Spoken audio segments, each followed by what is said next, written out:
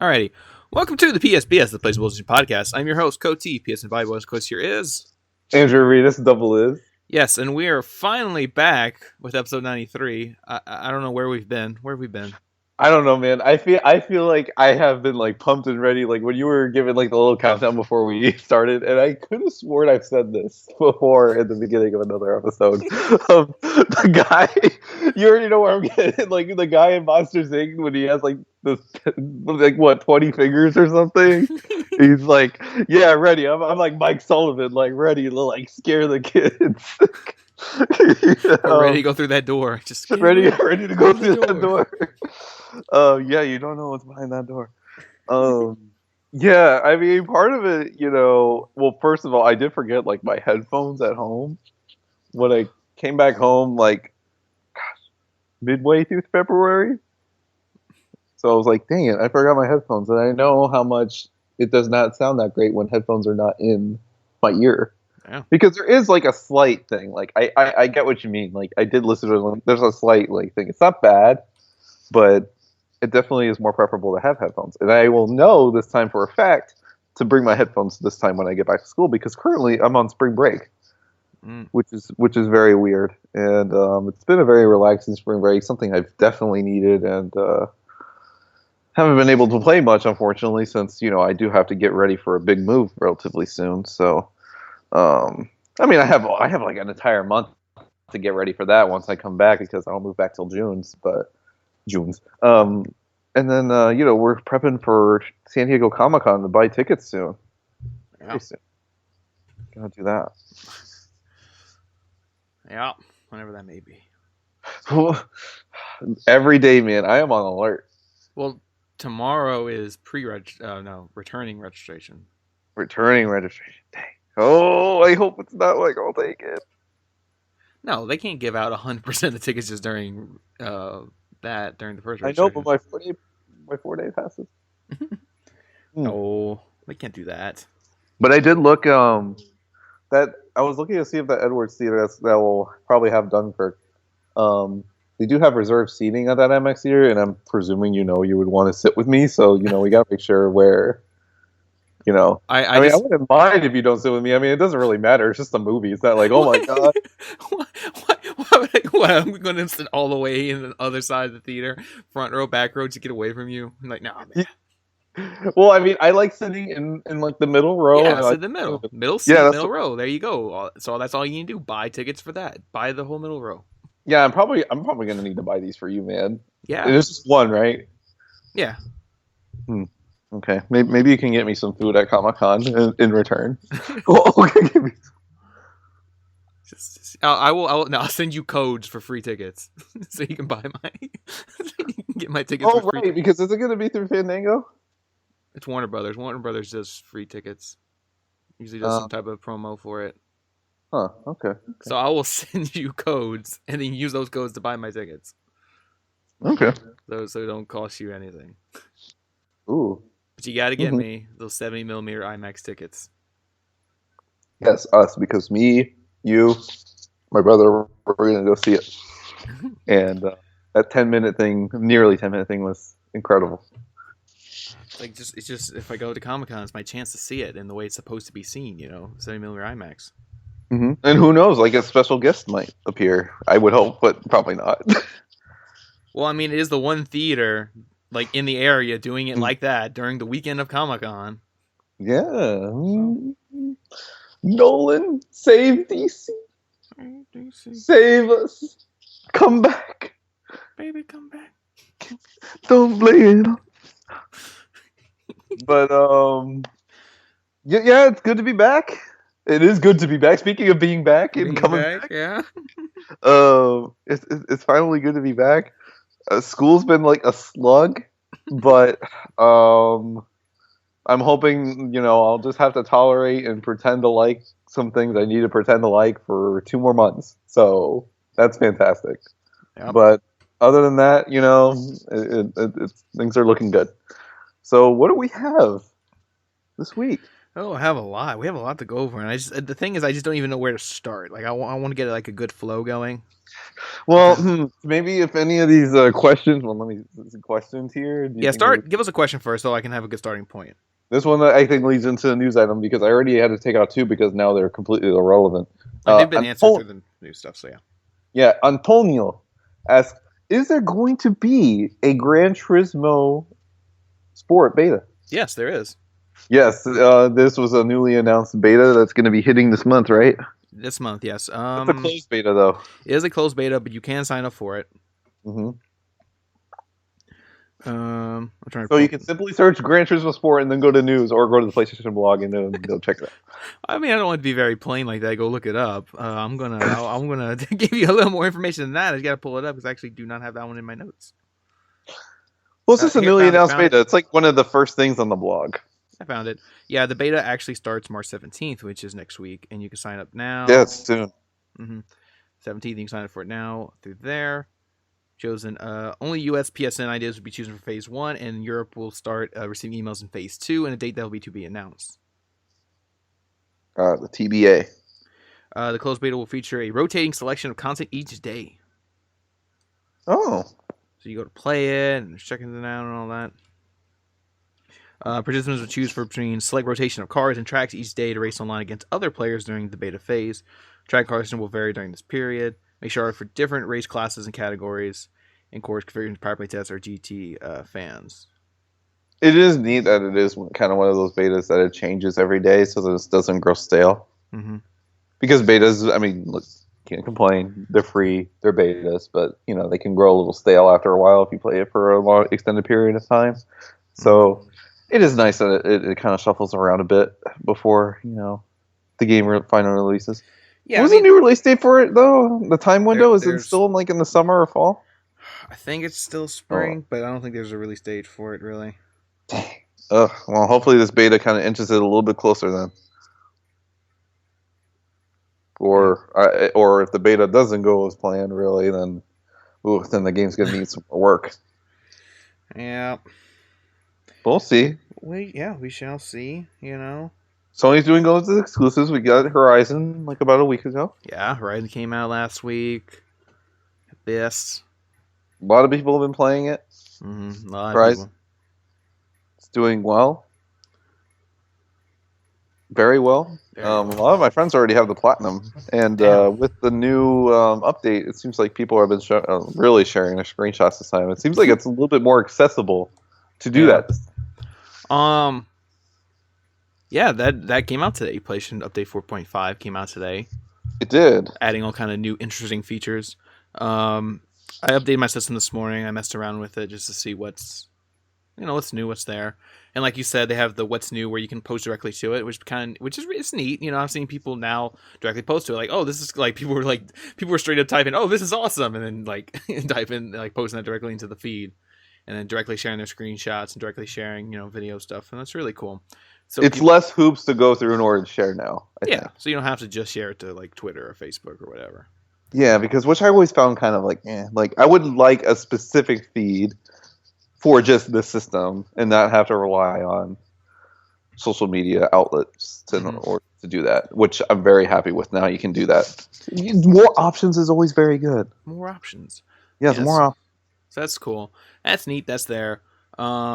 They do external hard drive support, which I've tried out. I hooked up my external hard drive to it, and you have to format it to make it work with your PlayStation. But after that, it just pops up as external storage. So now when you can transfer games that you currently have installed on your PS4 hard drive to the external hard drive. So that's cool. Can you do like one at a time, or does it have to be all at once? I mean, you can just pick check off which ones you want to move to the external hard drive. That's right. And then I guess when you get a new game, you can pick to install it to the external hard drive. So it's a good way. Wait, is this for purely digital games or physical? I guess I haven't tried. Well, I mean, I presume it works for physical games because there was physical games installed on my hard drive already, and it said move it to your external hard drive. That's right. Yeah. It's just one of those things where if you let's say you get a game like Horizon and you install it to your external hard drive, it's gonna be one of those things where you have to remember to keep your external hard drive plugged in because if it unplugs, then the game will quit. And when you put the disc in, you gotta make sure the external hard drive is plugged in, or else the disc is gonna install to your PS4 and not your external hard drive. You know, That's right. Oof.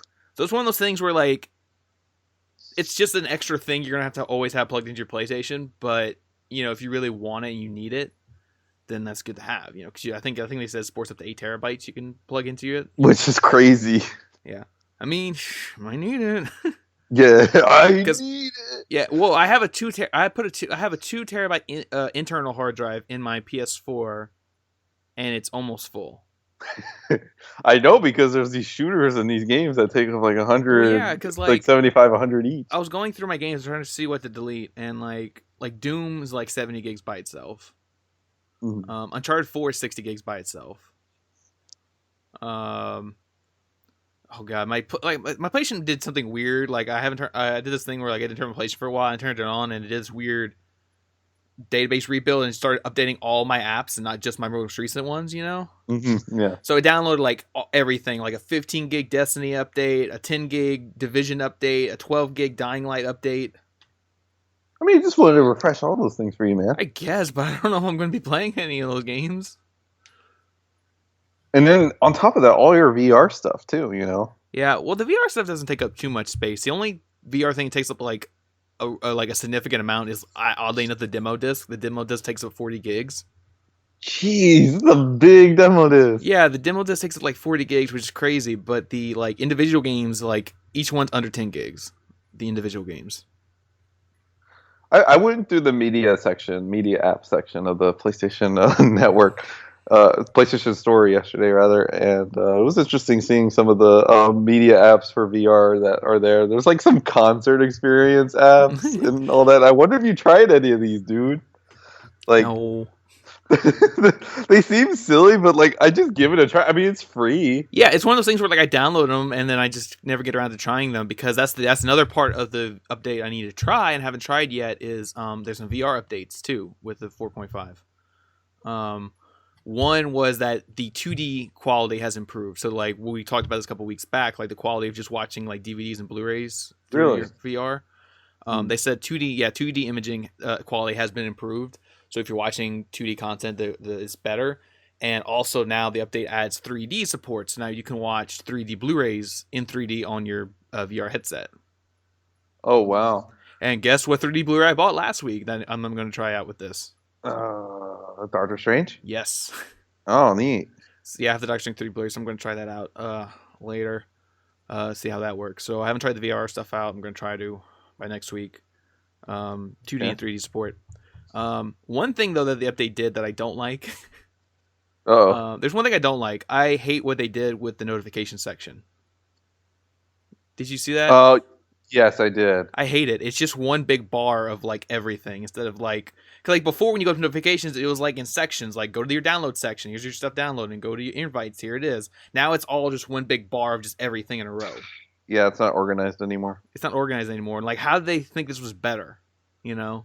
Yeah, and their goal was to streamline it more. How is it streamlined? Just one big clump of just everything in order of like what's going on. There's no, I mean, yeah, if you're highlighting it and press whatever it is, the options button, then a thing pops up on the side and says, "Do you want to see your click uploads, click downloads, click whatever," and then it brings you just downloads or brings just uploads. But like, no, like that doesn't. No, I don't like it. It was fine the way it was, you know. Yeah, I don't know why they touch it. It's such a big old clump. You can't even delete all. Yeah, you can't clear out like party invites and game invites. Like those just Oh, stay there. yeah. You want to know something that actually was bad? Like, okay, I got like a message I didn't even know I really got. Like somebody was cursing like in a group chat, and I had my PlayStation on like in my living room. And like my parents were all like, why do you have like curse words on your screen? I'm like, what are you talking about? And it was my damn notifications doing like the little scroll thing. I didn't have my X cross media bar go up with the messages. It just had it through the notifications, and I was like, oh shit, okay, fine, I want to clear it out. Didn't let me clear it out. It's dumb. Ugh. Yeah, I would have to agree with that. It's very bad. I don't know why they touched it. I don't know why they messed with that. But so far everything else is fine. Like I said, I'm gonna try out the VR stuff. Yeah. One thing I haven't tried yet, because I did update my PS4 Pro today, but I didn't like try anything because the other big thing is the boost mode. The boost. the boost mode for. Oh, so finally, this is like the final form of the boost because Digital Foundry was trying out the beta form of the boost. So now they're gonna upload videos on the final boost mode, the Uh, final boost mode. so they're gonna double up all those videos that's already Yes, available, and then do double more. up on every single one. This is So Digital Foundry yeah, is having the greatest month of their life. they really are. Yeah, I Oh mean, boy. they probably just get more videos and then the views, but Yeah.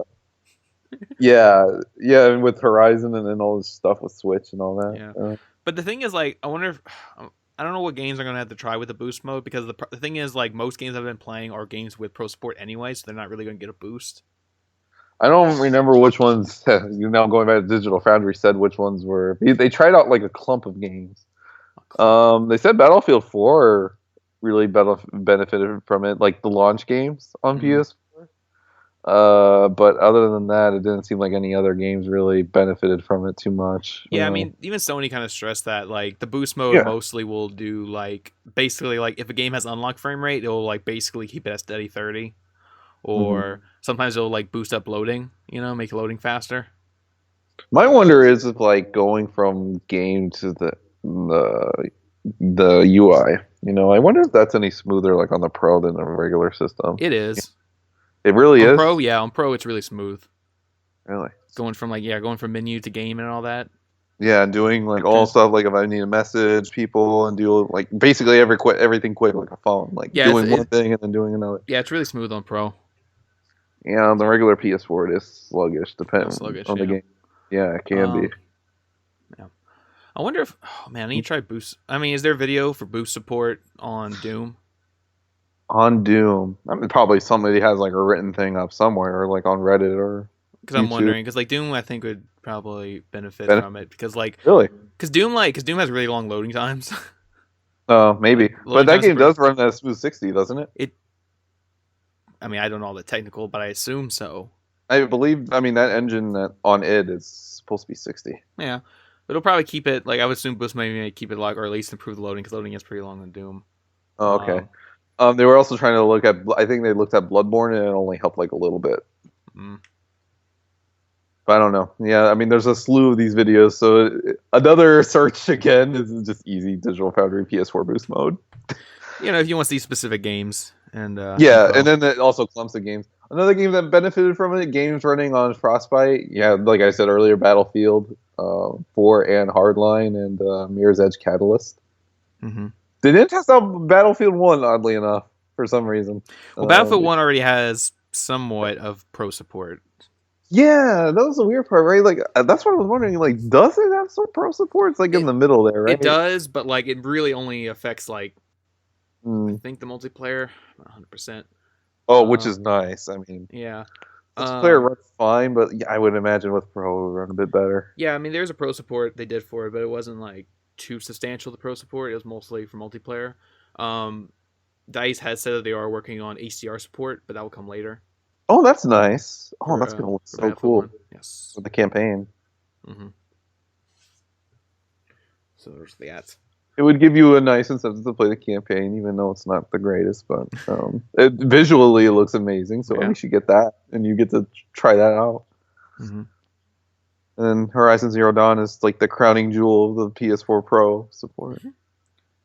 Yeah, I've only played it on my PS4 Pro, so it's like one of those things where like I don't. I should go load it on my other PS4 just to see.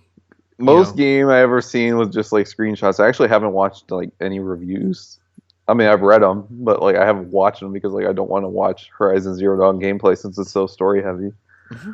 And that game just looks phenomenal. So like I see screenshots more than anything of that game. So like with its photo mode and everything, and that game just looks amazing. Definitely transcends that like real life. That's definitely a sign that Death Stranding is gonna like look fantastic. Like if that looks good, Death Stranding is gonna look better than that. Mm-hmm. That's the crazy part. Yeah, because they actually posted an article today. The developers, Guerrilla, was saying how like, oh, Horizon, like we didn't even use the full potential of the PS4 Pro or whatever. Oh, that's like the same shit that the Radio Dawn was saying for the order for the regular PS4. Like, oh, we didn't use the full potential. Like, there's always more.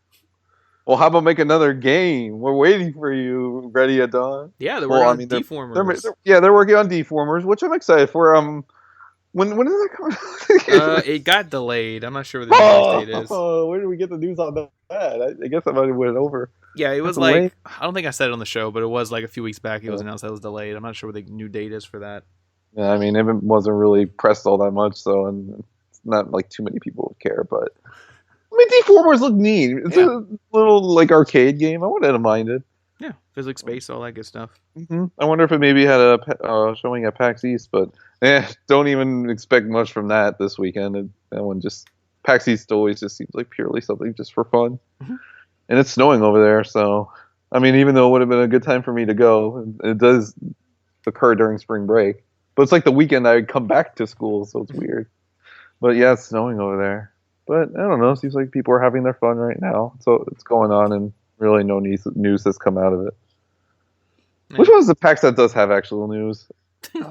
PAX West, the one in Texas, I would say that one I thought that actually. was PAX South. PAX South. Oh, that one had news, but that one's like new. Yeah. Like we had some stuff come out of the Guardians of the Galaxy Telltale game today. Yes. Yeah, we had some screenshots. Screenshots, announced the voice cast and everything. Had the voice cast. Nolan North's coming back to voice Rocket. So it's not like the same as the animated Disney XD Guardians. No, but I mean like Nolan North voiced Rocket in Marvel vs. Capcom 3. Mm-hmm. So that's good. It's good. No release date yet. They're probably gonna announce that like tomorrow or something. Well, we got Walking Dead. Walking Dead's coming. Episode 3 is coming the 28th. Mm-hmm. Yeah, the end See, of the month. we're just tugging along these naturally. But the thing about like giving our little tidbits, like a little bit of a gap with this one, really. I mean, That was the thing when they gave you 2 episodes the first yeah, day. It was right. kind of like it was Exactly. kind of like a little like nudge nudge. It's gonna be a while before you get episode 3, since you got 2 episodes right off the bat, which I finally played this week. How'd you like it? Well, I only played episode 1, so don't. Yeah. Oh, dang! You didn't even play episode 2? No, I didn't bother. I was just like, I was not gonna play. Well, it was weird because my thing was like, as I was downloading episode 1 and 2, like when the day they came out, I was downloading episode 1 and 2. So I thought, okay, let me go back and finish some other Telltale games. So I went and played Batman, and I played Batman and I played the Michonne one. So I finished Batman, got the platinum. Started playing the Michonne one, and it was just one of those things where, like, by the time I finished those 2 games, it was just like Telltale out. Yeah, I need to take a little break from Telltale, even though I had the 2 episodes downloaded. So I was like, okay, let me take a break. And then this week, I finally decided to go back and play episode 1 and 2, and really liking it so far. Yeah, you like kind of like the overall improvements that they're doing with like the Telltale tool engine, Yeah, I guess. it's a with lot the cinematography and all that. Yeah, cinematography where there's actual like camera movement Yeah, instead of just there randomly cutting. is. Instead of just cutting between everything, and there's actual camera movement and like this like cinematic kind of feel, really. Yes, exactly. Yeah, even when you're just like looking at stuff, like I'm glad that's there. That's there. It's really neat. I'm interested in it. I do like the new main character. Yeah, the new main character is awesome. Good. And the way that Clementine was just acting just completely like unhinged and off ball. I'm like, did I choose the things right? I'm pretty sure I clicked the right one. The ones I because I did the like pick your decisions from the old games. Right, exactly. And I'm like, I don't know if she would be acting completely like this based on my decisions, but well, either way, Clementine is pretty bitter. But it doesn't really matter because it's kind of weird. When you start playing, you kind of realize that Clementine isn't the main character. Yeah, exactly. Yeah. You really just play as the new guy, and like you don't really play as Clementine. Like you do play as her, but it's only in these like brief flashbacks that don't really like amount to anything. Like you're picking a few dialogue choices and a few little things, but like you're generally not really playing as her. Right. Like I don't want to give out any like the most of it. Details. Huh? Like the flashbacks with like her and little Alvin Jr. Yeah. So like, I mean, I don't want to go too deep into it for people who may not have played it yet, but like, that was what kind of surprised me because like they made it sound like you're going to be like playing as these 2 characters, like, kind of like going back and forth like you did in like Tales from the Borderlands or something. Oh no, I didn't expect that. No, I mean that's what that's kind of what I expected. Actually, I think a question to them in one interview was proposed to something like that, and they said no. Oh, well, I mean, so in my mind, I was already expecting that it was not going to be like. Yeah, that. I mean, no. Well, Well, I mean, yeah, I mean, I wasn't following it too deep, but that was just kind of what I kind of thought based on what I've seen. And then when you play it, like, no, that's not what it is. Like, Javier really is the main character, and you're playing as him. Oh And yeah, I and like Javier. Like, oh yeah, he's he's a good character. It kind of like I said, it just surprised me that Clementine is just now a secondary kind of character, like a side character now in this story because you're not really playing as her. right. And like I said, it will cause moments where you're a little frustrated because you kind of like Clementine decides to do this or that, and you're like, damn it, if I was playing as her, I wouldn't have done that, you know? Because you already had that attachment. Yeah, because like I wouldn't like I've played as Clementine for 2 seasons and like well not no Well, one I season mean, sorry one season. Well, I one mean, season. I was thinking for a moment you played as her in the first well, season. no, because in season one you kind of built her up too in Yeah, some ways, yeah, like right? you're making choices for her to build her character. So it is, yeah. So it could be in like in the third season, it could be a little jarring to some people why that control is lost in a way. Yeah, Some people, um, so in a way, it doesn't really come full circle in terms of full control that Telltale might have been aiming for. But well, I it's mean, it's fine. just this thing. Like I say, it's just this weird thing where you play like you do play as her throughout the entirety of season 2, and you are choosing and making decisions for her, trying to make her into the character you want her to be. And it is weird to kind of see in season 3 where she's already kind of this almost pre-made character where now she's just doing these things that are out of your control, and you Mm, kind of just makes you feel a little weird because it's like like I said, I wouldn't have done that. Like if I was in control of Clementine, she wouldn't have done these things. that's right. You know? That's just because you've been so used to controlling her for a bit. So Yeah, it's gonna have to see. And then there's some certain things that under the influence of Javier, Clementine will act on them maybe. in a way. Yeah. And then you played episode 2 that had Jesus, Jesus, yeah, Jesus shows up. one of the Walking Dead comic characters, despite my lack of Your lack of it. uh, Yeah, he's a my character. lack of Walking Dead lore. Lore. Yeah, he's in the comics and he's in the TV show. Which Okay, which I know they're not I know they said that like they want the of course. they always say that the games take place in the world of the Mhm. comics, so they are slightly different. Because it's one of those things where like Jesus the video game character has a much deeper voice than like Jesus the TV show character. Right. So it's really weird because like Jesus in the TV show is kind of like a young guy, where in the game he's like older, so he has this deep voice, and it's just kind of a little off to me. Yeah, when I saw that like little preview, he's like, "Hi, my name is Jesus." Like, wow, you have a really deep voice. Like, Right. I'm not used to that. Kind Kind of same thing when I played the Michonne one, where they use a different, they use a different voice actress than the TV show, so it is kind of a little like adjusting to that voice. Right. So now the Game of Thrones one, we're like, no, this Game of Thrones game takes place in the show, so we need the show actors. That's right. So Yeah, show's coming back pretty soon. I'm not sure if that's really an indication of any when the second season of that will oh come yeah, in. we haven't had any slight tease of the new Telltale season of Game of I don't Thrones. know, man. I mean, It could be late this year or next year. maybe because they've already got to finish Walking Dead, and then Guardians of the Galaxy. Like I said, by the time you're hearing this, the date will probably already be announced. But like the rumor was it's going to start in April. You know, Oh wait, for which one? Guardians of the Galaxy. Oh, for Guardians of the Galaxy. Yeah, April seems like that. Yeah, so like, that's gonna be this is gonna be one of those things where like they're gonna have two ongoing series basically because episode 3 will be out. Episode 3 of Walking Dead will be out in the month, and then if they go back on schedule, episode 4 would be in April with episode 1 of Guardians also coming out in April, and then And it's onward. nice that we're having a Telltale game, presumably rated T. Yeah, I don't think Disney is. I don't think Disney/Marvel is ready at that point to kind of like. I mean, yeah, the Netflix stuff is like mature rated, but like I just don't know if they're ready to do like M-rated games and all No, that that's yet. associated with Guardians, of like with the movie, and it's PG-13, and Yeah, and obviously when you see it, like it's very inspired by the movie, like just kind of like the character designs the and stuff. visuals. Yeah, exactly. It's the movie. So it's not set in the movie universe, No, but it's heavily nope, inspired by the movie. exactly. They have to stress Well, that. kind of like how even the Guardians of the Galaxy comics are now, right? Yeah, the comics are inspired by the movie, but they're not in that same continuity. Because that's one of those things where, like, with Marvel now, you have to stress like what is and isn't in canon to the MCU universe.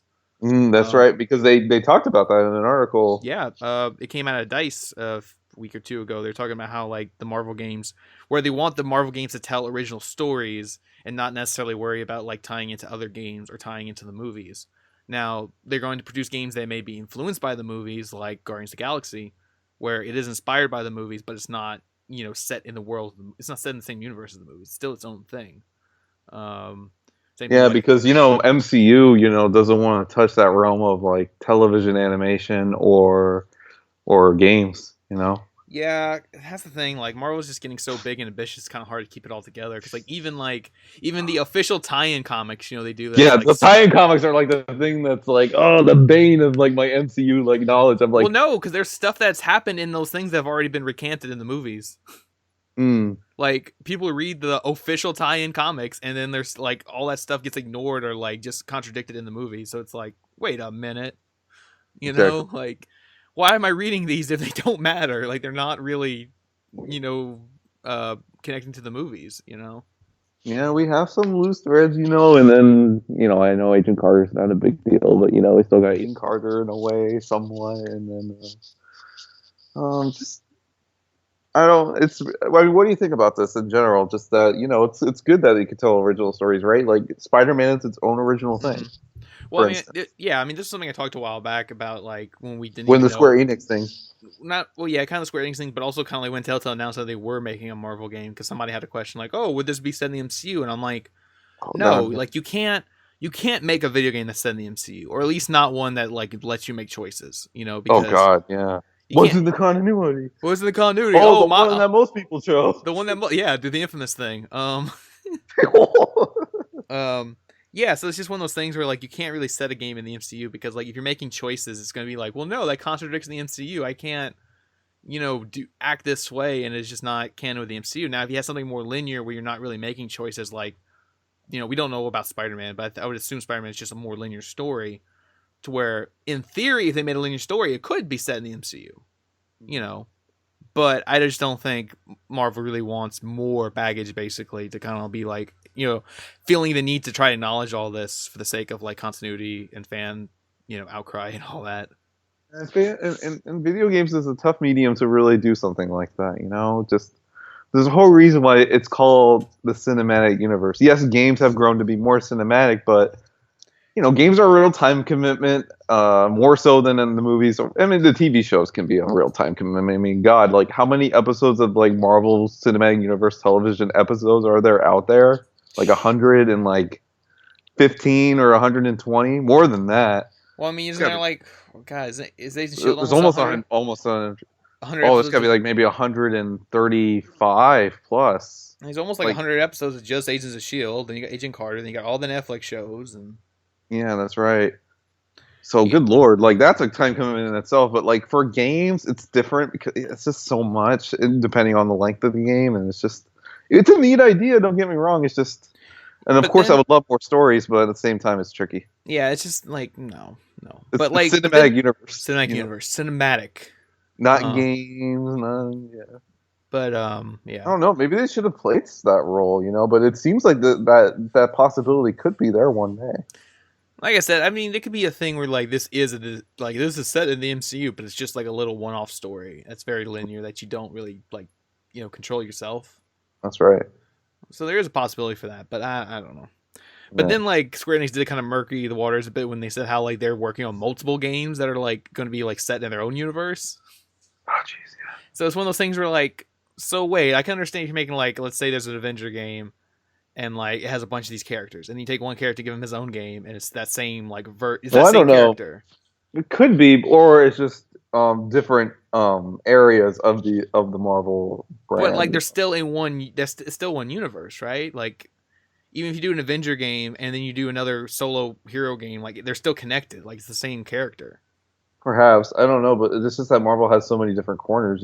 Just Yeah, but the kind of how MCU does with Netflix and the main movies. That what if there's a different corner of the Marvel yeah, but it's brand that still is untapped, it and is a it's different just corner, but it's still set in that same universe. The same in world a and all way, that. yeah, of course. But I don't know. I mean, if they want to do that kind of thing, I mean, it doesn't really matter. I mean, are we really wanting these games to interconnect with each other? At least the Square Enix ones. I don't know. I mean, that's what I they mean, said. I think that's fine and all, but then it kind of murks the water because, like, well, what if like Spider Man's in that game, and it's like, well, what about the Insomniac Spider Man? Like, Insomniac no, Spider-Man. that's a different Well, Spider Man. yeah, it's Insomniac stressing that. Thank goodness. So they're making that clear to people. which is Yeah, this good. is his own game, but it's just one of Yeah, those things where like, I haven't heard too many people not complain, but just got confused. Like, oh, is this the new Spider-Man? Like based on the new movie? Like, like no. no, it's not a movie Uh, tie-in. so thank goodness we haven't had too many of those people yet. So they're pretty well informed that this is like an own original thing. Especially with Yeah, that suit already gives it away, you know?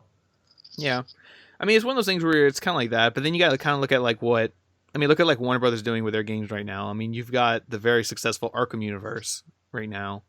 And we got this Um, very successful Mordor universe. No. no, no, but I mean, like you got the Arkham universe where like you have the Arkham games, and you got kind of the prequel games, the spin-off games, but like there hasn't been like a full spin-off game yet that's still set in that universe. Like every game has been, you're playing as Batman and you're still continuing that story. But then there's that rumored new game where you play as Damien, so that's kind of getting to that idea of like, okay, now we're playing as a new character, but still in that wider, Arkham universe. When was the announcement about something like that? Didn't you say there was an There was incoming announcement? there was supposed to be an announcement from Warner Brothers in March, But and that's people Shadow of it Mordor. turned out to be Shadow of Mordor. Yeah. That's the thing though. Everybody assumed it was Batman, but it turned out to be Shadow of Mordor. But wait a minute, you were sounding like so sure about this. You were all like, "Oh, it's gonna be like a Batman announcement." Yeah, because it like the font matched the Batman font, but I guess it wasn't. I don't know, like borrowing fonts. I guess. Well, it doesn't matter either way. I mean, who knows? Maybe even this game might even be better than that. I'm just kidding. It won't. Well, maybe it will. I don't know. The Shadow of Mordor, got announced Yeah, like a week ago. Shadow of War. Shadow of War, and then they had the little gameplay thing, and that was neat. 16 minutes of gameplay, man. 16 minutes of gameplay, and then the press uploaded their previews.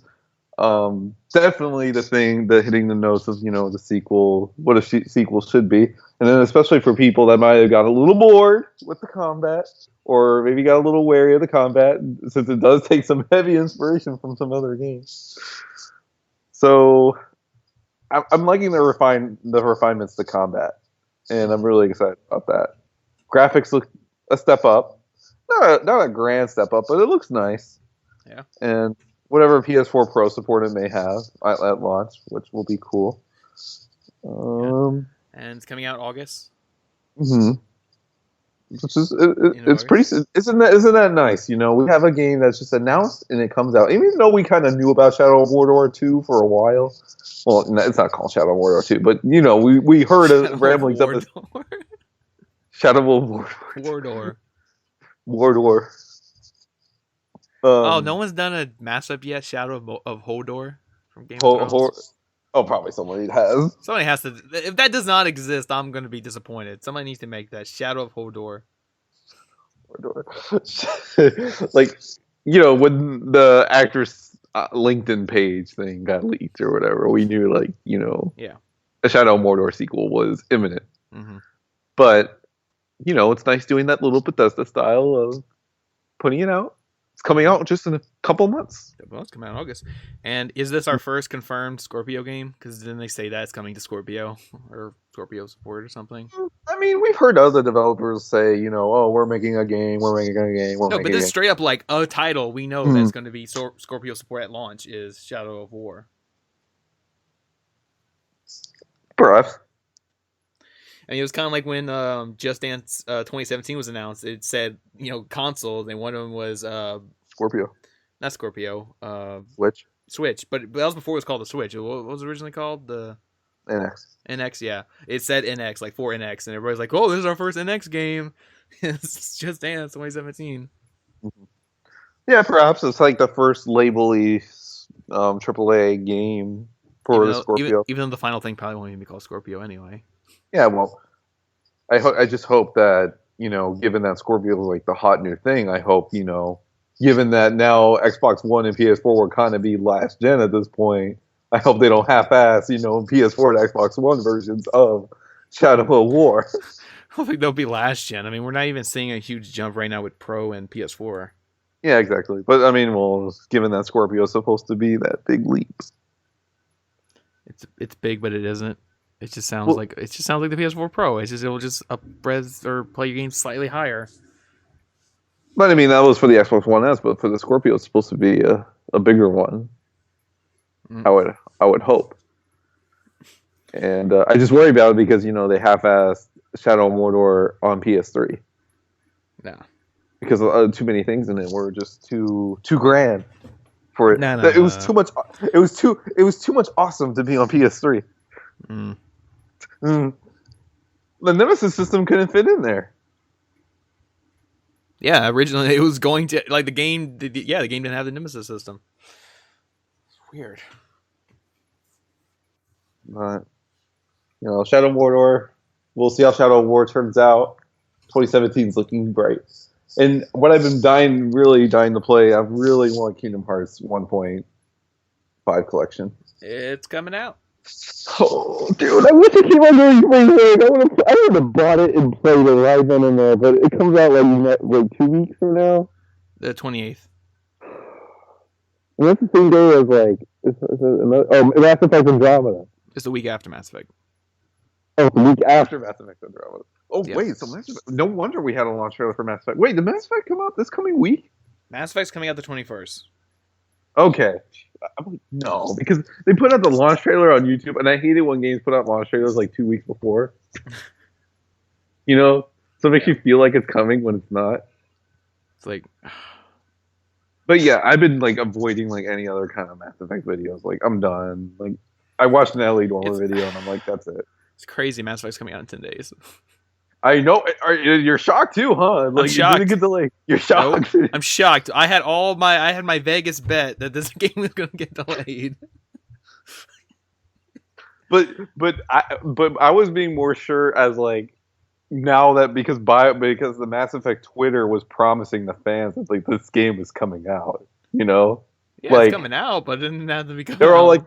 like they responded to people like, oh, don't worry, once you get your hands on this game on March 21st and yada yada yada. I'm like, man, okay, well wait a minute, you haven't even like claimed that this game is like gold yet, and like if you disappoint these fans and like delay it to August, you're like dead to them. Yeah, it's just I don't know, man. Like it's just weird. It's just weird to think that a new Mass Effect's coming out in 10 days and they're just not. I don't know. Like there's no. You're not feeling it. You're not feeling. I'm not feeling it. Like where's the hype? Where's the like? Because this game, like I said, this game just has such a weird cycle. From being announced to being. We released. Talked about this at length, but yes, yeah. Let's get down to it. It has. Yeah. It has because basically right when Mass Effect 3 came out, they already said, yeah, we're working on new like there will be another Mass Effect, and we're already in some like idea stage we were in the pre-idea stage. We have even thought of this ever since 2012. Look, it might not have been development since then, but we've been thinking about it ever since 2012. So, and then they didn't formally announce Andromeda until what, 2 years ago? I think it was like 2 years ago at E3 they formally announced it. Like, this is Mass Effect Andromeda. It was just a CG trailer and that was it. Wait, no, it wasn't like just a CG trailer. It was like the formally announcing and then having that awkward like developer video thing. No. Are you sure? No, it was just the CG trailer. Oh, that's right. That was like the update thing. Yeah, that was what was really worrying was that it was like 2 years ago they announced it with a CG trailer. Okay, yeah, you're right. Yeah, they announced it with a CG trailer, Mass Effect Andromeda, and that was it. Like no release window, no nothing. Just this is it. The next game's going to be called Andromeda, and they talked about it a little bit. Then they went dark for a whole year. E3 came around again. They're hyping it up like, oh, we're going to see Mass Effect Andromeda. Oh, we're going to see it. After this year of nothing. And then it was what you said, the trailer where they showed a little bit of it, and then it was just developer stuff where they like showed people like animating and coding, and then we saw a little bit of like hints of gameplay in the new. A little bit of in development gameplay where it's not fully there. He's just kind of like aiming at enemies. So like people were worried, like if this is what they can show us, then this game is like way off the mark. And then we got the boring like PS4 Pro demonstration. Yeah, and then that was the thing too. Like when the PS4 Pro thing came out, they're like, "Oh, you're gonna see first ever gameplay of Mass Effect Andromeda." It was boring as shit. It was just him walking and jumping, and jumping, and that was it. I understand that that's gonna happen in your Mass Effect gameplay, but like when you're showing this game off, like for the first time, like you better show something neat. And it's on the new. Updated. And then they showed that, and this was back. Then they showed that back in like last August. They showed that or something, and I think it was like August during the Pro thing. And like I got worried. People got worried. Like this game is way off if this is all they're showing at this point.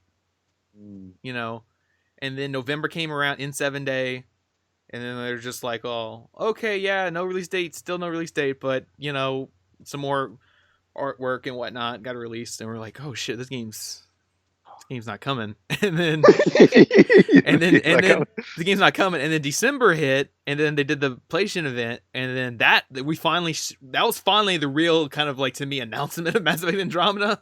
That's when they were like, sure, but man, Like, to be sure that close. yeah, it was in December when they finally showed us like a real trailer with gameplay and everything, like really showing us the game in December. And there still was no release date, even during that trailer thing in December. So I was like, okay, this is what I've wanted to see, to let me know that this game is in development, like really, like that's like a real good point in development. And there's still no release date in December, so I was like, yeah, this game's still probably like next fall, like fall 2017, because it just didn't seem like it was there. And then it was like the end of December or January when they said, oh no, it's coming in March. And I was like, there's no way in hell this game's coming out in March. Right. Like I bet everything against it. Like there's no way this is coming out in March based on what we've seen. Oh, I bet it against it too. I was like a joke thing that I would joke about every once in a while. That like, oh, here's BioWare on Twitter promising all these fans that this game's coming. I'm like, oh, you guys are gonna disappoint these fans when this game gets delayed. Yeah. So I was like, no, there's no way this game's coming out in March. And then it was like the middle of February, and I was talking with a friend, and I'm like, they still haven't delayed Mass Effect, and it's supposed to come out in a month. I'm like, I still don't believe it. And then it went gold. What was the big indicator was when the IGN first, and when they were posting more of those Rockstar style, like, oh, look at the open world videos and the mechanics videos and all that. I think that's what gave it away when it was going to go gold, because like when I was like skimming, I wasn't fully watching these videos. Like I was kind of like looking at it. The game looked final. Yeah. The game, seemed final. Because if it really was as vague as like what the GTA 5 style videos were back then, because like those videos came out like way before that game was even released. But for Mass Effect Andromeda, it was a little different because we saw the full UI. It was showing the main mechanics and the screens and all that, and it looked final. Nothing about it seemed work in progress. So that's what kind of gave it away, I think. Yeah, I guess so. And then, like I said, it went gold, and it was like, all right, this is happening. It's coming out. And then here we are, 10 days away, and it's like... but just fine with it. Don't worry. It will hit me once I actually play it. Once I actually play this game, it's going to hit me like, oh shit, I'm playing a next-gen Mass Effect, Mm-hmm. But it's one of those things where it's just not hitting me yet. Like, the next Mass Effect is coming out, Mm-hmm. But I'm going to feel it. Once I'm actually playing it, I'm going to feel it, but... like I said, we'll see. It has been a long time coming. And this kind of game, it is coming from a top tier developer, BioWare. We're gonna see how they do. And I mean, this game's 10 days away, so I mean, presumably reviewers are playing it right now, right? I don't know if it's one of those situations where the press can't even say that they even have the game. They probably can't say they have the game, but like, it's weird. It's weird. I feel like a game like this, they should have it by now. Like, no, they should have had it since the beginning of the month. Yeah, like they should be playing. Like people should be playing it right now. Went gold like March 1st or something. No, it was like the very end of February or Oh, something. the very end of February. That's right. Yeah, that's why I got mixed up with that. But they should have had this game like last week at least. Yeah. So I mean, yeah, people should be playing it right now. Ooh, I wonder when the embargo. Oh god, unless we get some update from IGN tomorrow. Like, we have not received copies yet. And I'll be like, oh shit, what is going on here? No. Red alert. Red alert. Red alert. What is EA on some Bethesda shit now? Oh yeah, EA put out some kind of statement like, oh, we don't feel like we have to give reviewers early copies and blah blah blah, and like, no. But wait a minute. Not that this matters to our PlayStation buddies here, but the EA early access, right? When are they going to be able to, like, on Xbox? Forgot. Oh, I don't know. How's that going to work with that? See, I wish we could worry about that shit, but we don't have that on PlayStation, unfortunately. But I mean, how nice would it have been to get play Mass Effect and drop it a little early on EA access? Yeah. Well, I mean, we were supposed to do that multiplayer beta, but that got canceled. Oh shit, that did. I thought it came and went. No, they never released it. They canceled it. EA or BioWare or whatever said, we don't feel multiplayer needs stress testing or whatever. I think it's fine. Oh no, shit, because probably nobody's really gonna play it. Well, actually, it's kind of funny. The trophy list for Mass Effect Andromeda came out. Oh. This past week, and it's kind of funny. The trophies are kind of similar to Mass Effect 3, where like there's two criteria for a trophy. You can either do it in single player or multiplayer. Oh, okay, that's cool. Like one of them is like, oh, beat the single player on this difficulty, or finish 5 multiplayer missions on the highest difficulty. And I'm like, I guess I'll do the multiplayer ones. So it'd be one less playthrough single Oh player. yeah, that's what you're gonna be thinking at first, and then they're like hard as shit, and you're Yeah, they're like, hard as shit. And I'm like, you die, critical mission failure, yeah, critical critical. mission Damn it! failure, I'm going. critical Damn it! mission Screw it! I'm failure. playing the game on the highest difficulty. Yep, and time for another 35 plus hour run. I keep trying that multiplayer again. I do it with you though. Yeah, man, we gotta get through. We gotta get that trophy, man. I don't want to do another playthrough if I don't have to. But let's be honest here. When is the time when I'm actually going to be able to play a Mass Effect Andromeda? You're probably gonna buy. You're probably gonna buy Kingdom Hearts before Mass Effect. Yeah, probably. Because I really like more than anything, dude, that I wanted to play like as opposed to playing like Rock Band for fun and very passive games that I don't have to sink into because I can't really sink into anything right now, unfortunately, is because of school and everything. Yeah. Is Kingdom Hearts. Like I looked at that game in the store and was like, I want to play it. Like that more than anything. Yeah, I mean, I need to get it too because I need to play 2.5. Right. And Kingdom Hearts 2 is a phenomenal game. Yeah, so I need to finish all the stuff that was in 2.5 and then still go back and get 2.8. I got a little livid when I was like, dang it, this game's not out during spring break. I would have played it at least that whole. Would I have even gotten close to beating it? Probably not. But at least play it for a little bit. And it would have not dropped in price at least for a little while. And then, at least give me a start on that so I can even get to 2.8, Yeah. It's just so much, but yeah, Mass Effect is coming. You did a good job chronicling. I did myself kind of forget, the overall weird preview cycle on Mass Effect Andromeda. It's good and bad. It's very strange. I feel like that there is a hype around the game. Just in general, even though we did get an RPG a couple weeks ago. It will be a couple weeks ago by the time Mass Effect hits. But I think appetite for this kind of game is here, and it's BioWare. It's a big deal. Yeah. And someone out there has done like a video essay about a little retrospective of the Mass Effect trilogy, Mass Effect 1, 2, and 3.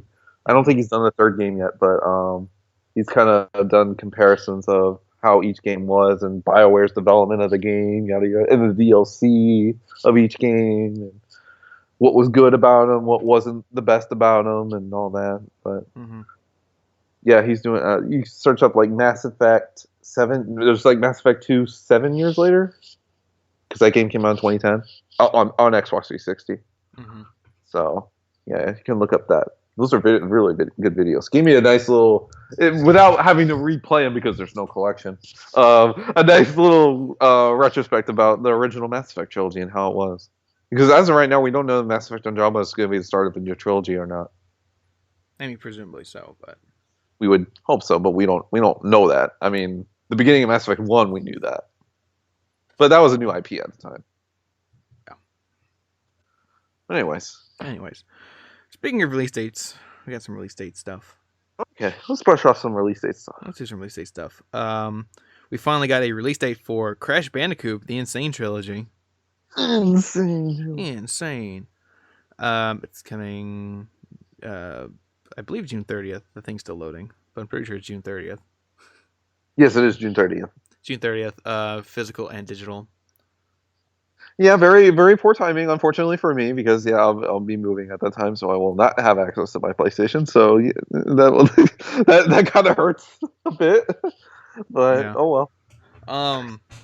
So there's that, and it's good for me. Summertime, get to play that. I'm really looking forward to this. June 30th. So excited to play this. But there has been a little bit of controversy popped up on this game. Yes. It was Sony Ireland, I believe. Mm-hmm. Yeah, Sony Ireland posted some kind of like Twitter thing saying coming first to PlayStation June 30th or whatever. Everybody, and then the tweet got deleted. So everybody freaked out. Like, wait, so this is coming out on other consoles, like other than PS4, right? And everybody was like, what? And they haven't totally clarified that yet. There hasn't been any like official thing from Sony or anything, or Activision kind of stating, the possibility of this game being released for like Xbox or whatever. So this is really weird because it's one of those things where like I don't know if it was ever said, but it was kind of maybe assumed that like Activision's publishing it, but you think they would have like Sony is like co-publishing it or something, or Given the fact, I don't know, but given the fact, it was shown first at these PlayStation press conferences, it's strange.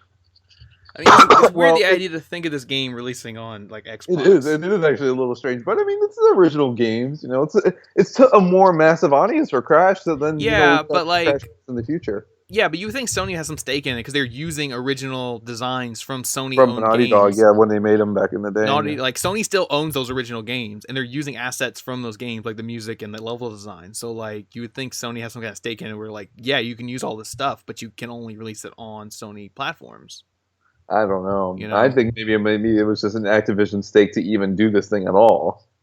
Well, maybe. Like Yeah. where Sony gets an exclusivity deal for them to even do something like this, and then they get it first on PlayStation for like 6 months or a year, and then it comes And then to Xbox Scorpio or Switch. I don't know. it comes to Xbox, and then they show it off at like the Microsoft press conference, and they put Crash up there with like Master Chief and all that. Oh God, they might as well. They love that. and They be like love other this mascots. holiday season the staple of Microsoft Xbox Crash is coming out. Crash Bandicoot, a staple of Microsoft, is coming out this fall with the Insane Trilogy. The Tomb Raider one bothered me so much. Like I understand, like they were excited to get Tomb Raider, as a timed exclusive at the time, but I just hated that they put like the Xbox branded stuff with like having Lara Croft next to like Master Chief and Marcus and all that stuff. I was like, what the? They're gonna put out Microsoft's gonna put out the official Xbox Crash Bandicoot bundle. Yeah, they're gonna get so excited. They're gonna put a bundle. They're gonna have the whole Xbox bundle, and it comes with the Insane Trilogy, and like, yeah, Crash always been with Xbox, and just put them with the like I said, put them with the They'll logo and also everything. put out controllers too. Controllers and everything, and like they're gonna make a bigger deal out of it than Sony did. Oh no, that is something that will definitely make me cringe. Where it's like, oh, like it's like so unnecessary. But here's the real question: Hmm. will it come to Switch? I think it will. Yeah. Yeah, this would be a good game for Switch, actually. I think it would actually be a really good game for Switch. I'd be very happy that game to Switch. Look, as much as the sentimental value of originating on PlayStation and whatnot, well, just given the times now that Activision has these games in a way, but Sony has these original stake in these games too. It's a weird dichotomy. I don't know, but I think just I guess expose these games to more people as possible. I suppose that's fine, and it doesn't even matter because if hypothetically we do get more Crash games, they will probably be multi-platform. So in the end, it doesn't even matter. I mean, this is all I want, though. I don't want more Crash games. I just want this one. Yeah, exactly. That's what people are really thinking about, right? So. Did at least get some gameplay of the second game. Yes, we got some I want gameplay. Gameplay of the third game though. That's the one I want to see. Yeah, but we did see like Polar Bear though. Oh yeah, the Polar Bear. He looks nice in HD. Yeah, but there's that. We'll see. But still haven't seen Crash's sister or like any of the other crazy characters. I feel like that third game is going to be so much work because that game had so many different assets, like with water and flying. Flying and space. Did have a lot of stuff in space and all that. Like it's a lot of work, but that's why this thing was a long time coming, probably. Yep. So very happy. I cannot wait. Very happy. It's coming. We'll see. We'll see what happens. June 30th, huh? June 30th. Yeah. Beginning of June. June 30th. I think I'll be barely just moving into my house by then. So. I'll be plugging that in some like barely existent room and then playing Crash Bandicoot. Oh yeah, you just play Uncharted 4 again, and then when you get to the Crash part, switch out the discs and put that in, so that way the graphics match. Exactly right. God, I don't even know what game I would first be playing when I get home. Probably Crash, or just like finish up Kingdom Hearts or Horizon. Oh my God, too much. Or Mass Effect. No. Or another game. I have to go back home.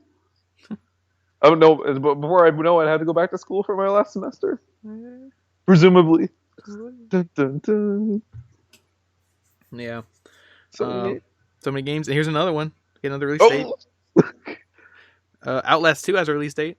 Ooh. Wait, a real release date this time? Holy crap! I didn't know about this one. Yeah, Look, here's the reason. What is it? What is it? Come on, tell me. yeah. Outlast 2 is launching on April 25th for PS4, Xbox One, and PC. April 20. Okay, what?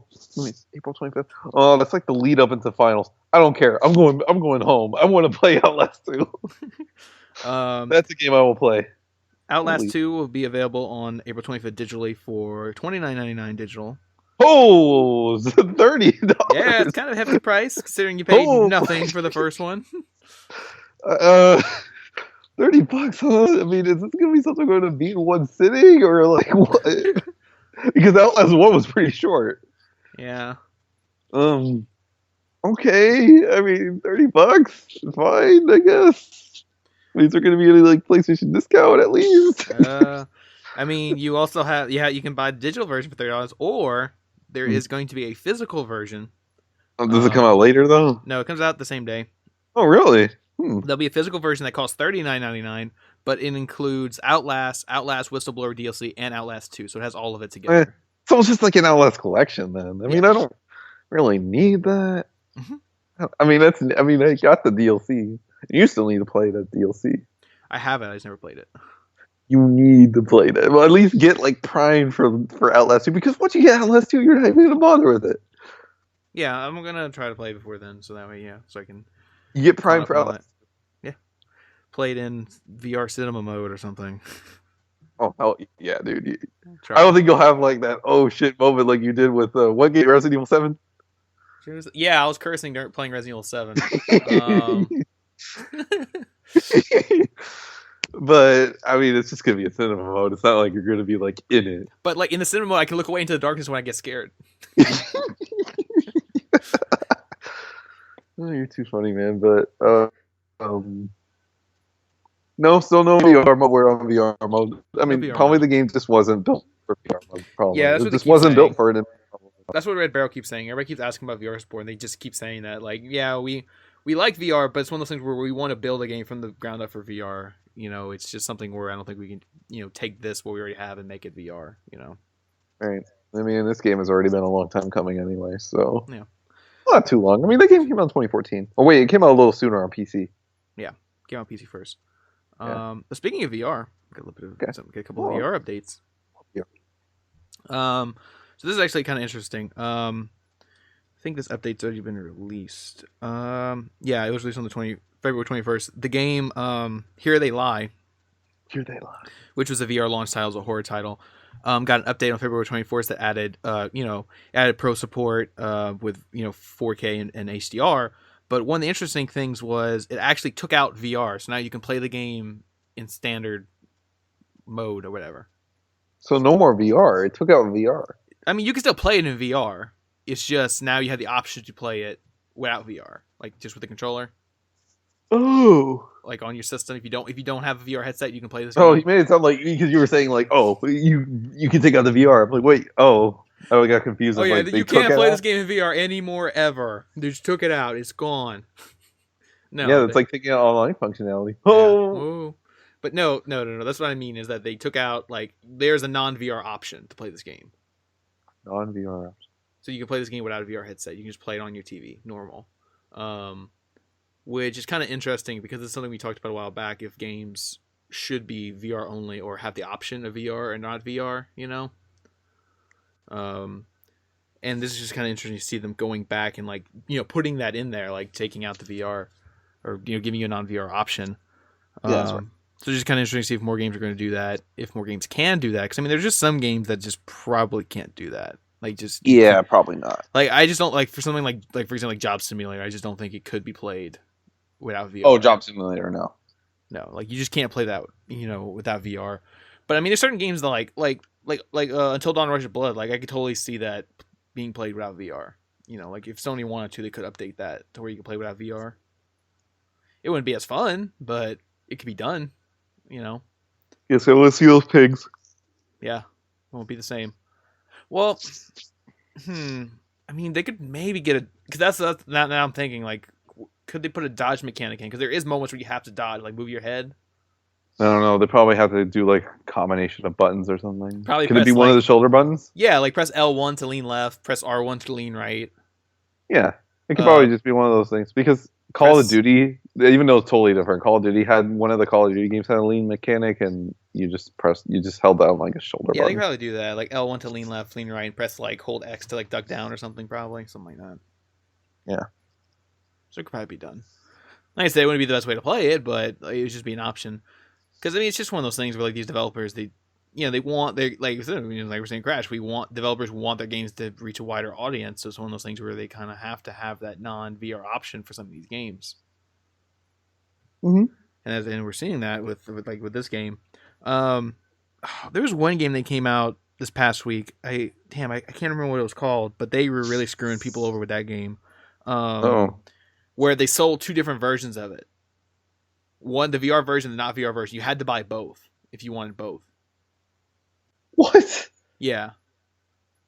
And then it was so stupid. The VR, and then when you do buy the VR version, it's only select levels from the game. Only select levels are in VR. So when you buy that VR version, you're only getting select levels from the main game. So you're not even getting the full game.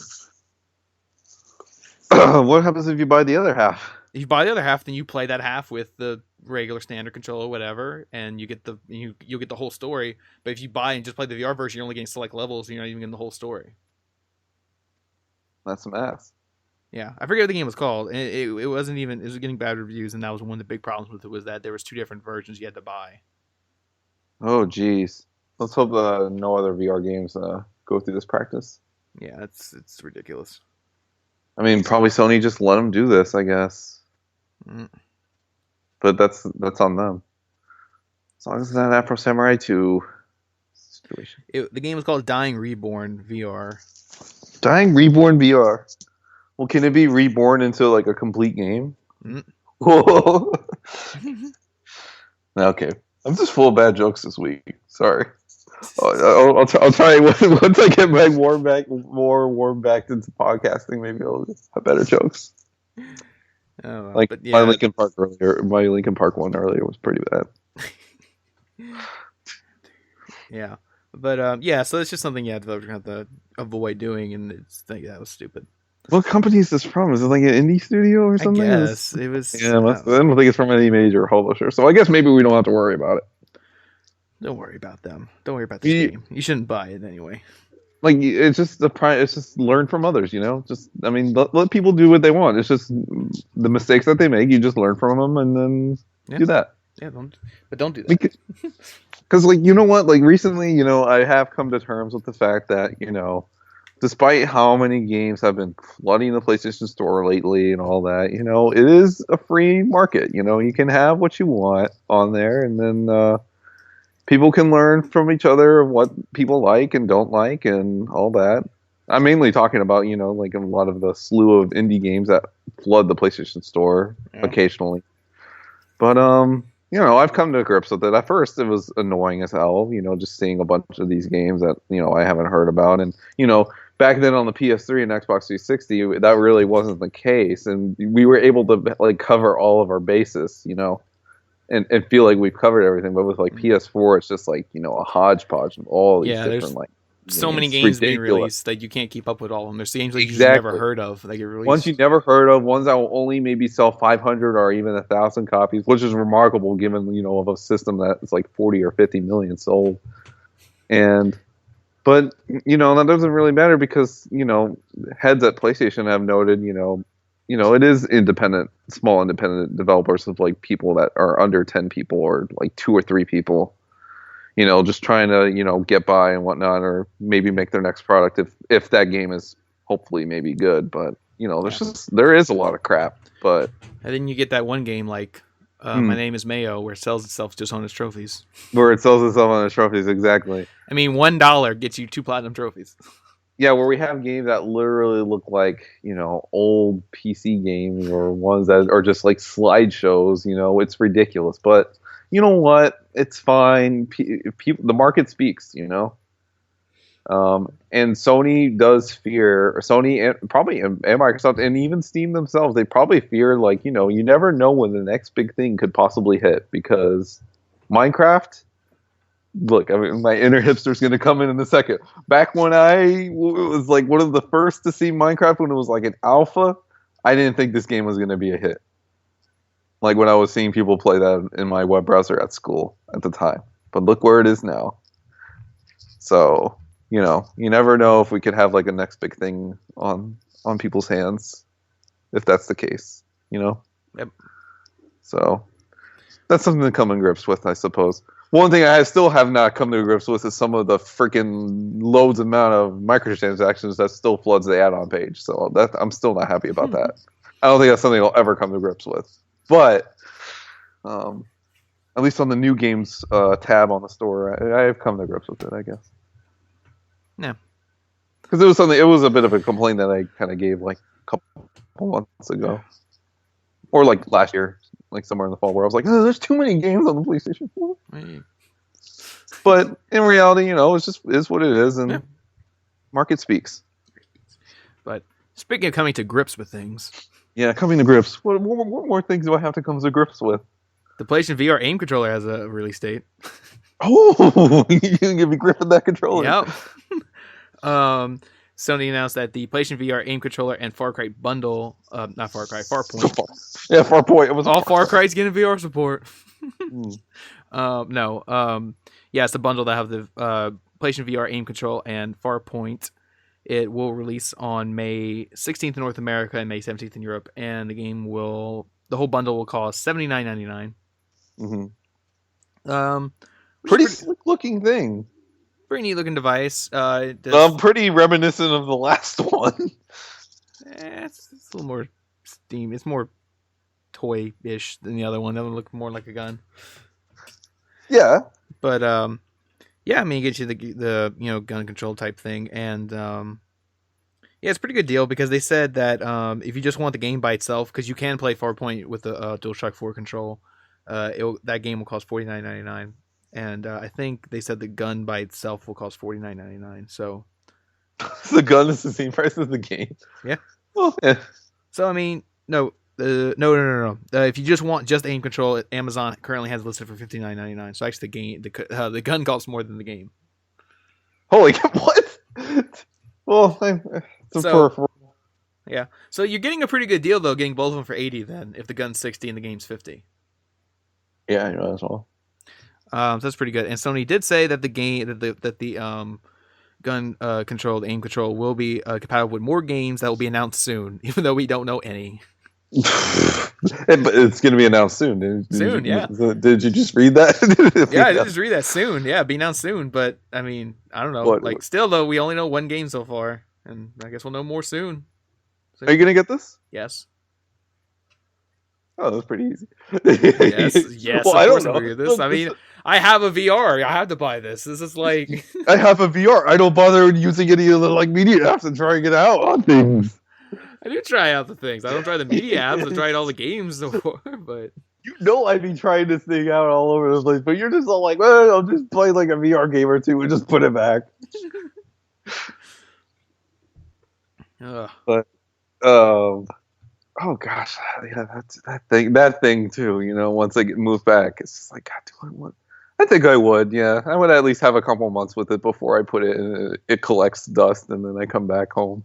So, but holy cow, it's so much stuff. I'm scared to come back home and go back to San Diego with so many games. And then we're gonna have that weekend of Comic-Con. I'm gonna be playing like no games, and then maybe have my Vita. I could have always had my Vita, but I just haven't bothered with it in a while. But wait, I should answer another person's question. Yeah, let's throw another question there. So it'll probably be quick too. Let me get my glasses back on. Logan. See, I needed to fuel my phone. Let's see. Okay. This one comes from Carl. I guess maybe we could have intersected this earlier. Something you guys are looking forward to at E3 this year. What are we looking forward to at E3? I want to know when the hell Spider-Man's coming out. Yeah, Spider-Man's a good one. Spider-Man, I'm intrigued by Scorpio greatly. Games for Switch. I mean, he's asking E3 in general. Yeah, in general, yeah. as games for Switch because a Switch ad played before the previews for Kong when I saw that today, and I just found it hilarious that they were advertising games that are not even out yet, like Arms and Yeah. Mario Kart 8 Deluxe, games that you thought were going to be out at launch. I thought so, yeah. But come to my dismay to knowing that fact like a couple of months beforehand. Well, I And, wasn't watching that event. I didn't realize that event was just highlighting launch games. well, it was highlighting when these games were going to hit. Yeah, and and I didn't realize that they were saying stuff like, Mario Kart's in April, or Arms is just whenever, and Splatoon's just whenever. Mario Odyssey is whenever Well, too. yeah, I knew that was like in the fall. I didn't expect that to be a launch title, but like I was expecting like Arms and Splatoon 2 and like Mario Kart to be launch titles, and they weren't. But whatever. As for the PlayStation, it's a tricky one because we're not expecting a new system like Xbox. So, um, in a way, Sony's not. They went look, Reggie, Reggie. It's weird, to say if PlayStation is in a disadvantage this year because Microsoft's going to have the hot new system, yada yada yada. So I don't know, but PlayStation's got those games, like, and we saw at last year's presentation, the software really helps. Mm-hmm. But I would like to see updates to things like God of War, Days Gone, things like that. Death Stranding, I would hope not to get. Yeah, I just don't want Like Death Stranding to be that next thing where it's just it is though because we got Kojima at every convention wearing the shirt, dude. He's always there. I He just should be don't. making the game instead of going. Yeah, I don't want the next 5 E3s to be like. That's what it is, though. It's gonna be some little teaser thing for Death Stranding every next 5 years, and like. Dude, it is though. It doesn't matter because Kojima's at every convention wearing that shirt, Death Stranding shirt, and all that. It's like, Can you at least be sitting there with a laptop, like just coding or something, as he's sitting in the audience, just to show us that he's still working on the game? Like, don't worry, guys, I'm doing it. this is ridiculous. And this is the thing I was telling you, and now you're feeling the same way too. It's like, oh, this is the thing we're gonna be feeling for the next 5 E3s. It is, unfortunately.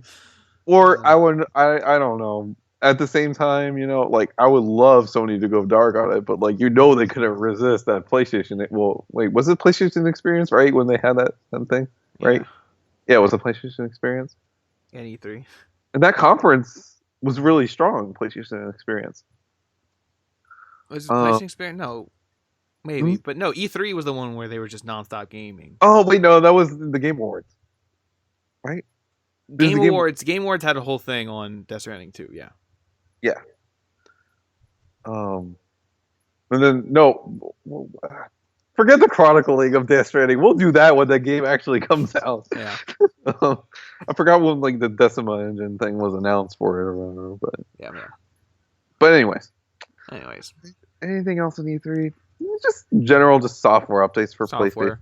Yeah, nothing on hardware. Because that's the thing, though. Like you said, Sony's not gonna have any hardware this fall. No, well, we presume, unless they got something really hiding. Because they had VR and Pro already, and then Sucker Punch. I would like to know some. And it's one of those things where like Sony always kind of like falls back on like software or something for the fall season. But like, do you think this is gonna be the first year where like Sony really has like a big like fall lineup? Where they can say to themselves like, "Oh, this is the greatest PlayStation fall lineup ever." Yeah, because we got Spider-Man, which I still believe Spider-Man's coming out this year. Do you think if we don't get a substantial update by E3, you think it won't? Oh yeah, if they don't give us a release at E3, then this game has to be coming out 2018. But like, I expect them to be like, showing Spider-Man off at E3 and saying, "Oh, it's coming out like in October or something." It needs to come out before that like typical November rush. Yeah. So like I predict September, October for Spider-Man. Like they come out at E3 and say, okay, here's Spider-Man comes out September, October, whatever. I think September will be good for it, I think. Unless anything else is coming out in September. And then maybe, just for that extra punch, like, and here's God of War and it comes out like in November or December. To give them a strong fall lineup for once, For once. God of War gets pushed to like May. I think if God of War doesn't come out in the fall, I think it's probably just gonna come out March 2018. I think it's probably the latest. Really? Wow. I think they can go push that out to at least like Q1 for God of I War. mean, God of War usually comes out like around March. It does, but I think if they're going to give Santa Monica the time for this one, they give them the time. I mean, the game's playable. Like they said, like, oh, I did a full playthrough of this game. Like, Yeah. What? Oh, that's right. There has been the full playthrough article bit about yeah. that. So it's one of those things where, like, I think the game is in a position where it could come out within the next year, within the next 12 months. So, like, Wow, dude, how exciting is that? yeah. So that's what I'm saying though. If they, because I mean, if they don't announce a release date for God of War or Spider Man, then yeah, they're not coming out this year. But like, I can see them saying, okay, Spider Man's coming out like September, October, and then God of War is coming out either November, December. And if not November, December, then it'd be definitely probably March for God Let's of not War. forget another one, Detroit. Yeah. See, I really want an update on that because I'm really excited for this game. Oh yeah, You know, Detroit all was awesome, Quantic dude. Dreams, and I really want to play this. But it's one of those things where like I don't know. Like we haven't seen enough to this where I kind of Quiet Dream has gone quiet. they've gone quiet. So it's one of those things where like, is this coming out this year? And if it is, like, I don't know what's a good time to even put this out. You know? So it doesn't get sandwiched. Then I'd be fine with it coming out like in January. Yeah, January actually be a good time to put it out, like January 2018, Yeah, I'd be fine with that actually. maybe even It's just February. so much. It's just so much going on, and I would, it's post. Even though it's post Christmas, I don't think that really matters. People just spend their Christmas money on Mm, Detroit and whatnot. I yeah, think I'd be fine with it. fine. Because it's funny, I actually started playing Indigo Prophecy Oh, this okay. this week, the PS2 classic, because it was on sale this week. Oh yeah, wasn't it like less than $3? Oh Is no, that PS2 sale done? no, I don't know. Yeah, they had a PS2 sale. No, Indigo Prophecy was still like $7 on sale. I mean, normally it was 15. It was on sale this week for Oh, 7. that's not. That's not. But I mean, there were some PS2 classics that were like $3. Yeah, they're worse than those $3. Like Props the Rapper and stuff was like $3. Um, but Indigo Prophecy was like 7. I was like, yeah, let me get it. And I started playing it. And I'm really liking it. It's very, you can see how this is basically the predecessor to Heavy Rain and all that, like gameplay and story and all that.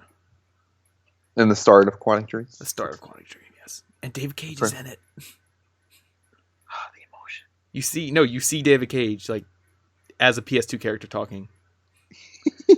When you play the tutorial, it's super meta. Like when you start the game, it's like, do you want to play the tutorial on how to play? And I'm like, sure. I click it, and it's David Cage as a PS2 character walks in and says, "Hello, my name is David Cage, and I'm going to walk you through this how to play my game." Would you like David Cage to also be a PS4 character, and then he's in Detroit? Super lifelike. Yeah. The He emotion. he wanted to feel the mocap thing himself. He wanted to have the dots and everything and the facial capture. Well, apparently the PS2 game had mocap, so apparently he had mocap for the PS2 when he was in Indigo Prophecy.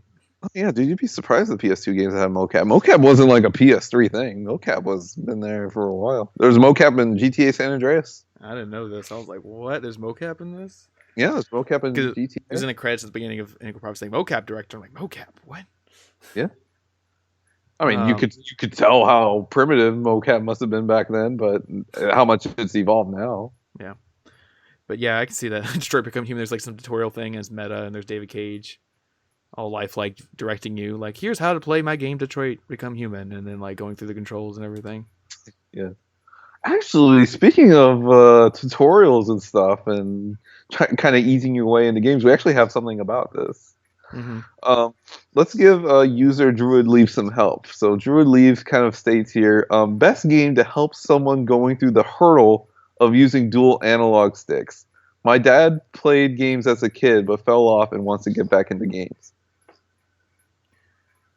So So so he's is not that he's so not used to work. Yeah, he's not used to like the dual like using the camera and moving your character. oh, okay, that's weird. So what's kind of the yeah? I mean, well, this is someone coming out of the gaming rock and coming back in. See, that's a really interesting question because I've basically always played with dual analog sticks. So I really kind of don't have that like adjusting to that, because it's kind of like always been there for me. I mean, I kind of did. I mean, it was kind of like a thing in the beginning, like when I got my original DualShock controller for the PS1, and you know, But having that pressure of moving the camera and moving your but character at that's the the same time. thing But though. it Like I doesn't matter don't. because you don't think about that anymore. Well, yeah, you don't think about it anymore. But it's one of those things where like I know the PS1 originally didn't have the analog sticks on it, but the problem is I don't think I ever not had the DualShock. You know, I think I Right. always had it. I think I always had the DualShock version with the analog sticks. Well, his dad must have played like the classic 2D games like Yeah, Mario and because that's whatnot. what I was And gonna say. Like, I mean, play some platformers. You know, something where probably some like platformers will do it. Which where you ones? yeah where you Tearaway. tear away because it's free on PlayStation Plus this month. Yeah, it's not free on PlayStation Plus, so you can try that. You don't die per se. But Tearaway makes you use all of the controls. So like your dad's gonna get the whole rundown on how that DualShock 4 works.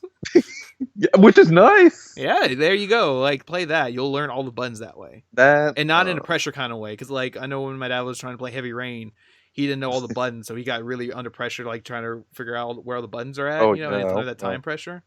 right. So Tearaway Unfolded, it's free on PlayStation Plus. Go you check that out and it will like show you all the buttons and how to use them and stuff like that, and we'll give you that like big time pressure to, you know, press them and everything, you know.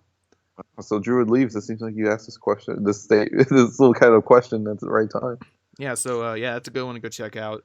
And then of course, I mean, there's that platformers do that. And of course, 2D platformers, so that you don't really need the right analog stick, so you can just focus on the left one. I guess like Little Big Planet, I suppose. Yeah, Little Big Planet. And Little Big Planet, you can use the right like to kind of move the camera a bit, and then when you go to the tutorial stuff, like when you go to the level creator and all that. There's a nice like twin sticks shooter, but I mean I don't know Hollow Miami, but you're not. There's no camera to it. Yeah, but it still gives you used to using your thumbs, like both your thumbs for two analog sticks too, like that when you do the twin stick shooters.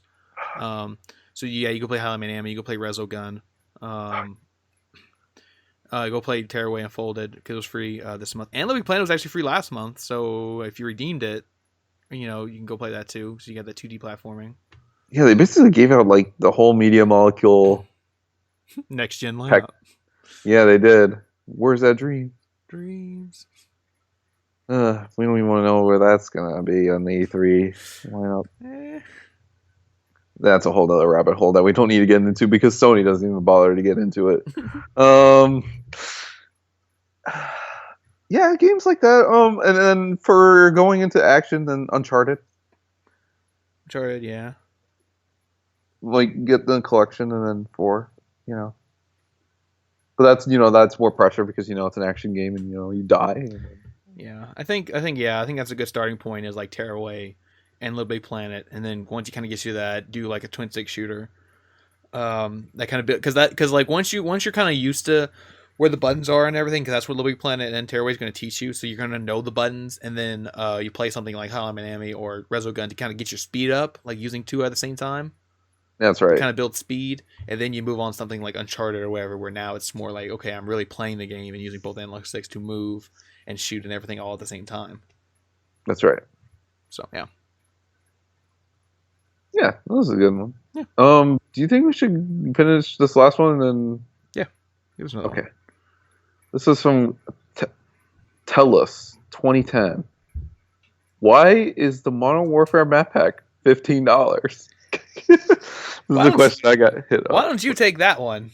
Yeah, here's the news basically that, back in 2008, Call of Duty got its one map pack. Call of Duty 4 Modern Warfare got its one map pack. It came with 4 maps. It was $10 at the time. It was just 4 maps. And then now for Modern Warfare Remastered, we have these same 4 maps remastered with some supply drops for Call of Duty 4 Remastered for $15. Somebody did the math here about this and wondering, like, the jump from 10 to 15, what do you think is like inflation? But like, if this was inflation, the map pack would only be about like $11 or like 11.25. But you get So supply drops. the inflation argument that isn't really there. Aren't you getting supply drops? Is that what you said? Yeah, you get some supply drops. So there you go. You pay extra $5 for supply drops. Yeah, perhaps that. They try to compensate. You get some supply drops or COD points. I don't even know what the hell. But you get some bonuses. Okay. Mm-hmm. Look, I was a little distraught when I first heard this news. I have already removed Call of Duty Remastered from my hard drive What? because Now with the new update, you could have moved it to an external hard drive. yeah, I could have, and I do have actually an external hard drive that's only about like 800 gigs, but it's not really that much. But I could have done that, but I have removed the game from my hard drive.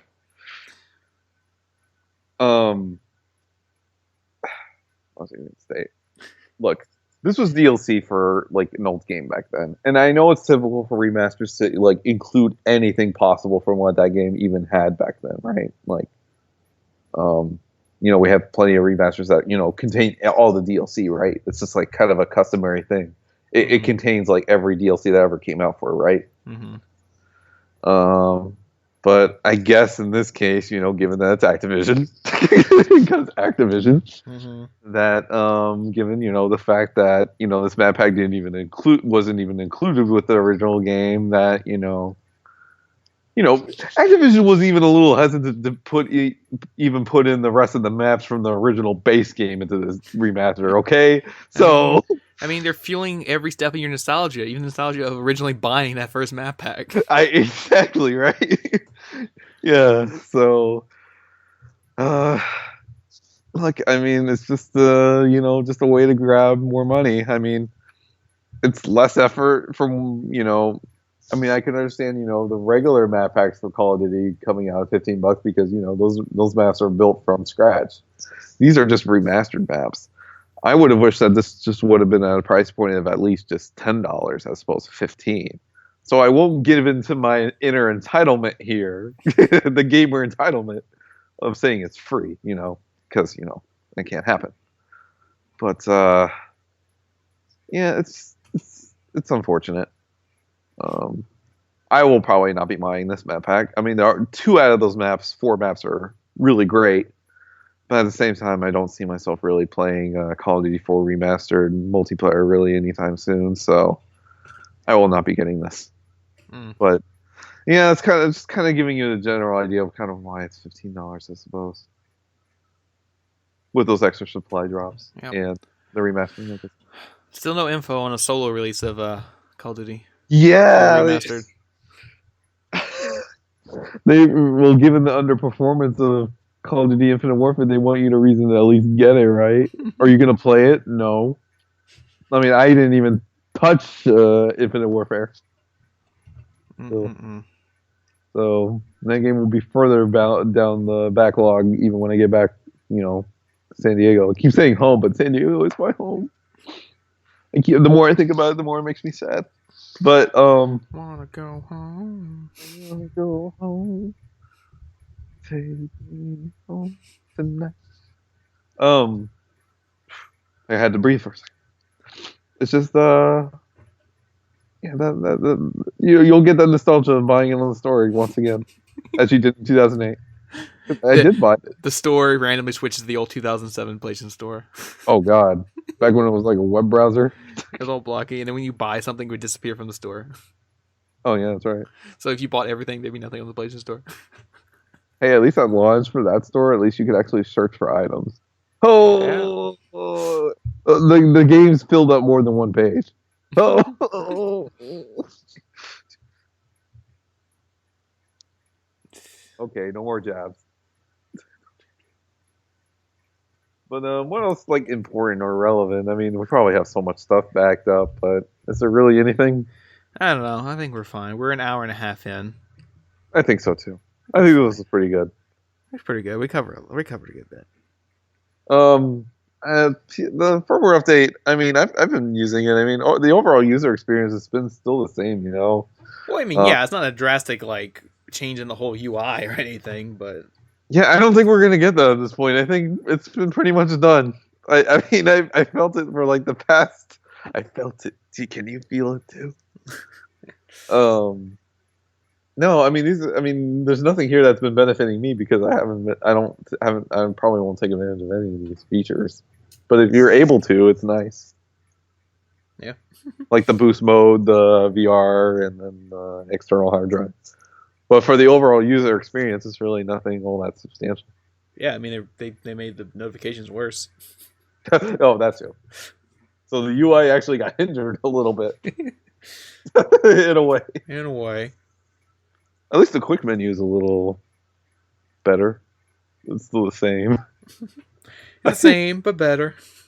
I don't know. It's like playing with the same thing over and over again. The insanity argument. Do you know the definition of insanity? But anyways, I guess this is what the episode title is going to be now. The definition of insanity. No. Okay, good. I think we might have named something like that before. Yeah, I think we did something like that already. But yeah, I guess we can start wrapping this up. So... Yeah, because my ears are hurting from these earbuds.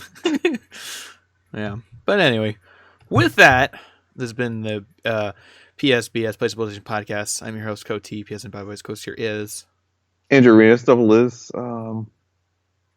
Everybody, stay safe. Be careful out there. It is a crazy world. Be careful. Be safe. Enjoy the weekend. Be kind to people. Don't get easily triggered by things and argue with people for no reason. Be kind. Rewind your VHSs before you bring them back. If you still do that sort of thing. There's got to be someone out there still renting out VHS tapes. Yeah. Somewhere out there. That's right. It's like, I think I missed the window because you could have bought the movie VHS on a VHS tape, but I think they probably sold all the copies they made. Yeah, they probably did. Could have had a new movie, a movie from the 2010 era on VHS. Well, I was watching Krampus the other day. Yeah, good. Finally, yeah. Finally, very good movie, actually. Yeah, kind of one of my more bigger misjudgments I probably have ever had about a movie in a while. It's a good movie. I really did misjudge it quite a bit because the previews made it look so just you know. Mm. But definitely a misjudgment on my part about Krampus. But that seems like a kind of VHS movie. Yeah, something get on VHS. You're like, yeah, we're gonna watch this. Have a little bit grainy, on the VHS, Yeah. Wait, weren't like original Lord of the Rings movies on VHS? Yeah, they were. Damn, those must have been big. Yeah. Titanic was like 2 tapes. Yeah, Titanic was 2 tapes. You had to pop in the second tape. When was the second tape was just when the iceberg hit? Probably. Well, actually, they did it for the Blu-ray. The Blu-ray is it's actually the movie's on 2 discs. That's right. The 3D Blu-ray.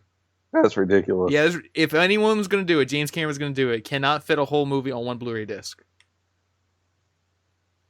That blew my mind when I found that out. You have to watch it across 2 discs. Disc 1. I mean, are you shocked though? I mean, Titanic's long as hell. It is long, but I didn't think even with the 3D and everything, the Blu-ray couldn't hold it all.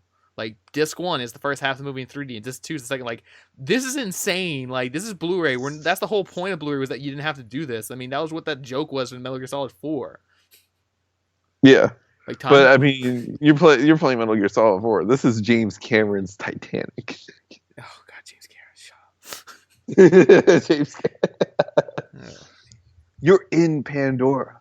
You're going to be in Pandora soon with Animal Kingdom, and we're delaying the movie yet again. Actually, now, so enjoy the Disney thing. Anyway, go do the Disney thing. But yeah. Anyway, what you were saying. What? Oh, I don't know.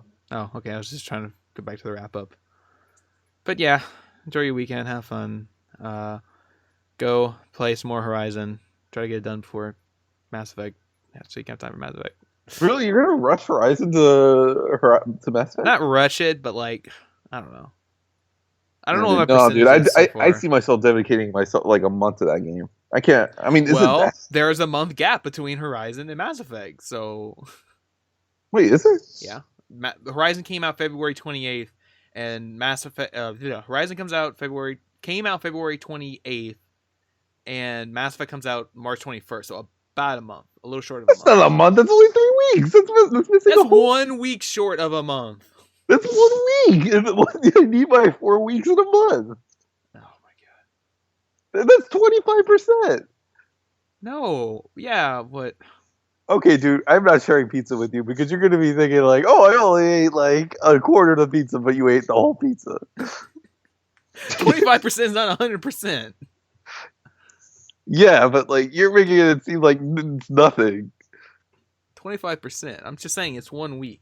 Well, I kind of think the same way too for my classes when I think quizzes are only 25% of my grade. That's nothing.